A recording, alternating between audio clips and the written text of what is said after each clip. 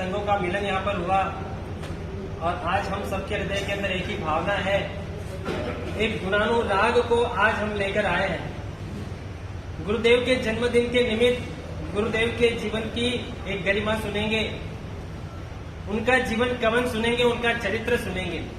महापुरुषों के लिए चरित्र कहा जाता है, हमारे और आपके लिए जीवन कहा जाता है। तो ऐसे एक महापुरुषों के जीवन चरित्र के बारे में आज हम कुछ श्रवण करेंगे, स्वाध्याय करेंगे और एक स्वाध्याय करने के माध्यम से हमारे जीवन के अंदर गुणानुराग को पुष्ट बनाएंगे, गुण पक्षपात को पुष्ट करेंगे और अपने जीवन के अंदर, अपने हृदय के अंदर, अपने आत्म प्रदेशों के अंदर गुणों का बीजारोपण करेंगे। वैसे देखो तो महापुरुष का जन्म कल्याणक नहीं होता है, मतलब तीर्थंकरों का होता है। गुरु भगवान कोई एक संत पुरुष, उनका जन्म हम मनाते हैं, उसके पीछे आशय कोई जन्म का महोत्सव या जन्म जयंती करना, ऐसा कोई आशय नहीं होता है। आशय केवल और केवल एक मात्र यही होता है, हमारे हृदय के अंदर ऐसे महापुरुषों की एक जो गुण गरिमा है हम समझ पाए, जो हमारे सामने प्रत्यक्ष हमें दिख रहे हैं, जो हमारे सामने विचरण कर रहे हैं, जिनकी साधना हमें देखने मिल रही है, ऐसा सौभाग्य मिला है, तो कम से कम उनके भीतरी जीवन को, उनकी साधना को, उनके गुण वैभव को हम समझ तो पाए। कई बार ऐसा होता है, हाथ में कोहिनूर आ गया लेकिन पता नहीं है कि वो कोहिनूर है, तो कोई उससे लाभ नहीं होता है। गुरुदेव हमें मिले, कलापूर्ण सूरी महाराज जी मिले थे। कलापूर्ण सूरी महाराज के तो परिचय इतने थे कि उनसे उनका एक परिचय होता था। परिचय किससे होता था? उनके पर्चों से उनका परिचय होता था। लेकिन जिनका पर्चा अभी तक हमने देखा नहीं, तो उनका परिचय कैसे करेंगे? तो उनके गुणों को जानकर, उनके जीवन के ऊपर थोड़ा सा एक दृष्टिकोण, एक दृष्टिपात करके हम थोड़ा सा आज उनके जीवन का परिचय, उनका परिचय, उनके व्यक्तित्व का परिचय करने का प्रयास करें। सर्वप्रथम इस विरल व्यक्तित्व का सबसे पहले इतिहास आपको बता दूं। जो एक विराट एक व्यक्तित्व कह सकते हैं, जिसका अभी हम स्वाध्याय करने जा रहे हैं, उस व्यक्तित्व का कम से कम पहले इतिहास हम समझ लें। शत्रुंजय का जीर्णोद्धार 16 बार हुआ, बरोबर? किसने किसने कौन से जीर्णोद्धार किए सबको पता होगा। उसमें से एक नाम उदयन मंत्री का आता है, पहाड़ मंत्री का आता है। उदयन मंत्री का नाम लगभग सुना होगा। वो उदयन मंत्री, उनके वंशज आचार्य भगवंत तीर्थभद्र सूरी महाराजा है। आज जब हम माटुंगा के अंदर गए थे, तब उनके फैमिली का पूरा ट्री जब हमारे सामने आया, गुरुदेव के पास आया, तब पता चला कि लगभग 900 वर्ष पहले के जो उदयन मंत्री थे, उनका वंश आज भी प्राप्त हो रहा है। और वो कुवाड़िया परिवार, सुरेंद्र नगर माटुंगा के अंदर उनका जो वंश चल रहा है, वो आज भी हमें उनके कुवाड़िया परिवार के रूप में आज प्राप्त होता है, उपलब्ध होता है। और उसी वंश के ऐसे ऐतिहासिक वंशज के एक अंश कह सकते हैं, ऐसे आचार्य भगवंत तीर्थभद्र सूरी महाराजा। उदयन मंत्री का एक प्रसंग याद करते हैं। गुजरात के अंदर सिद्धराज जयसिंह ने कुमारपाल महाराजा को पकड़ने के लिए बहुत बड़े इनाम की घोषणा की।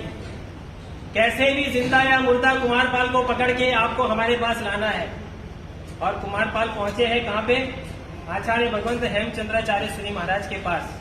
भागते भागते भागते, कर्मों की गति ऐसी है कि राजपाट छोड़ के उनको एक जंगल के अंदर भटकते भटकते आचार्य भगवंत के शरण में वो आए हैं, उपाश्रय के अंदर। और आचार्य भगवंत ने तुरंत ही उनका ललाट देखकर परख लिया कि ये तो गुजरात का नरेश बनने वाला है। जबरदस्त एक शासन प्रभावक, जिन शासन की प्रभावना करने वाला एक महान एक जैन रत्न बनने वाला है। और उसको तुरंत ही कह दिया, आप यहाँ पे भूगर्भ के अंदर आप छिप जाओ, आपको कुछ नहीं होगा।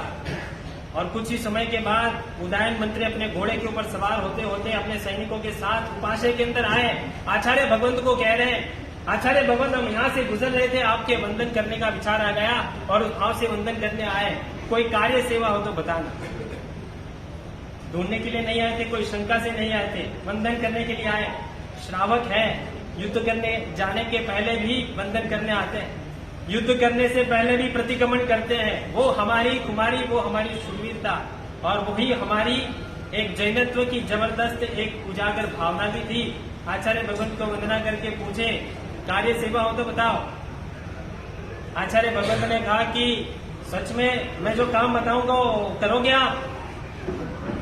उद्यान मंत्री ने कहा, आचार्य भगवंत क्या शंका है आपको? नहीं, मुझे शंका है अगर मैंने आपको काम दिया वो काम पूरी वफादारी से आप करोगे या नहीं।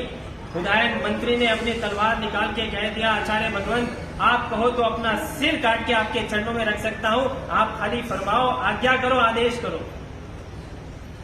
आचार्य भगवंत ने कहा, देखो आपके ऊपर विश्वास रख के मैं सिर्फ इतना ही कहूंगा, यहाँ पर कुमारपाल आया है और कुमारपाल की रक्षा आपको करनी है। जबकि कुमारपाल को पकड़ने का बीड़ा किसको दिया है?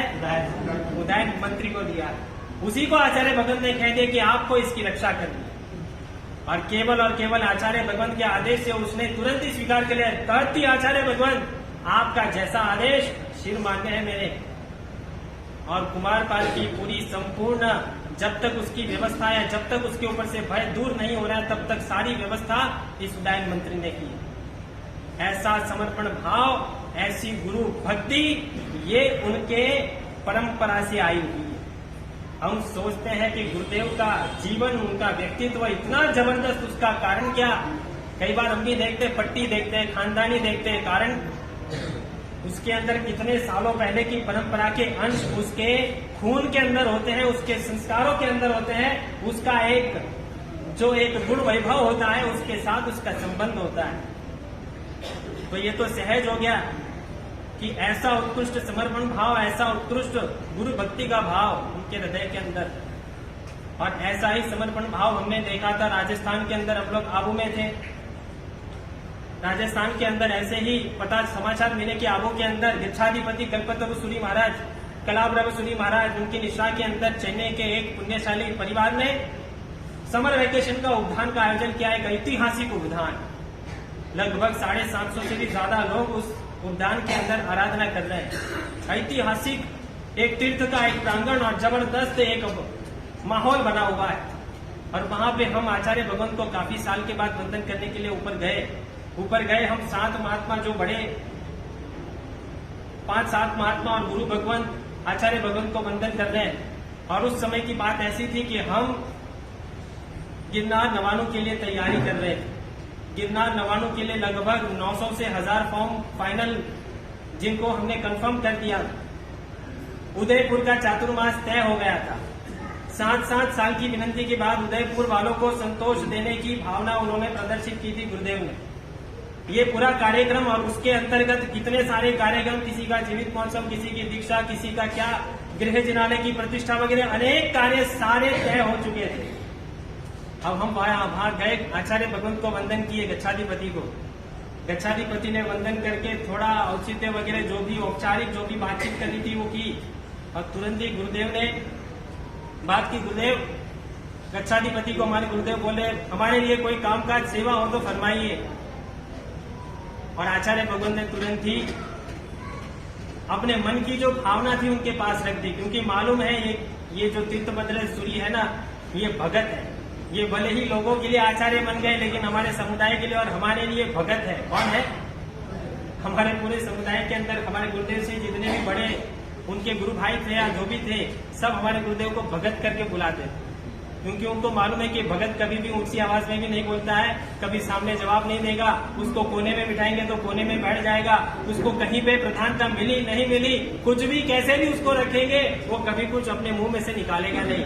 आचार्य भगवंत की गोचरी के पात्रे में से अगर कुछ गोचरी ज्यादा हो रही है, उनको अनुकूल नहीं है, तो किसके पात्रे में रखेंगे? वो भगत के पात्रे में रख दो, वो कुछ नहीं बोलेगा। आचार्य भगवंत के साथ 3 टाइम मंदिर जाना है। 3 टाइम मंदिर जाने के लिए कौन तैयार है? बोलो। ये भगत को बोलो, भगत चला जाए। समुदाय के अंदर वृद्ध महात्माओं की सेवा करनी है, कोई तैयार नहीं हो रहा है। किसी को आचार्य भगवंत के साथ जाने की भावना है, किसी को ऐसी भावना है कि नहीं हम भी यहाँ पे तीर्थों की यात्रा करेंगे, नए क्षेत्रों की स्पर्शना करेंगे।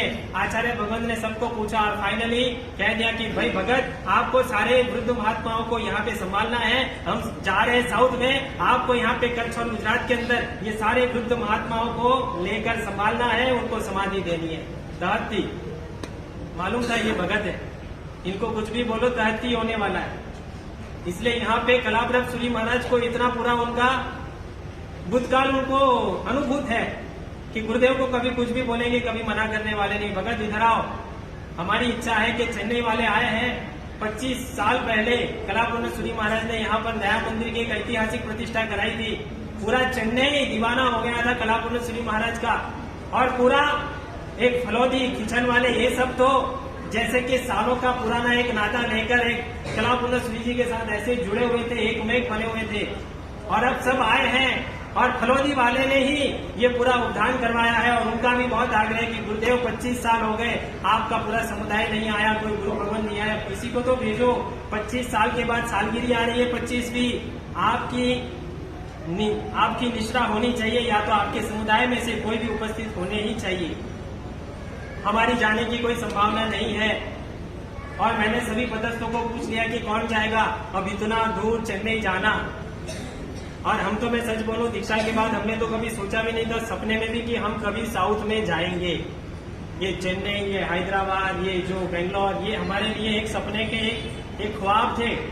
हमने कभी सोचा भी नहीं था कि यहाँ पे जाएंगे, यहाँ मारवाड़ी रोटी खाएंगे, यहाँ पे दाल बाटी खाएंगे, यहाँ चूना खाएंगे और खींच खाएंगे। ये तो कभी सोचा भी नहीं था हमने।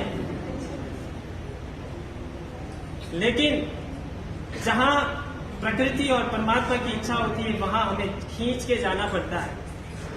हमारा कुछ भी सोचा हुआ काम नहीं आता।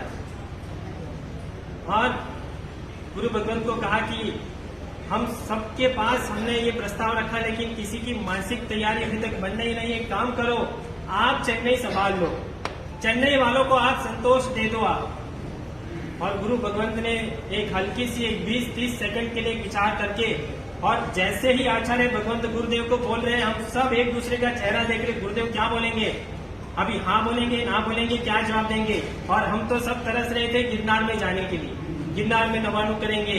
अरे वापस वहां पे जाके इतना 1-2 महीने वहां पे रह के दादा की भक्ति करने का एक जबरदस्त एक आनंद मिलेगा, और वो हम सबने संजो रहे।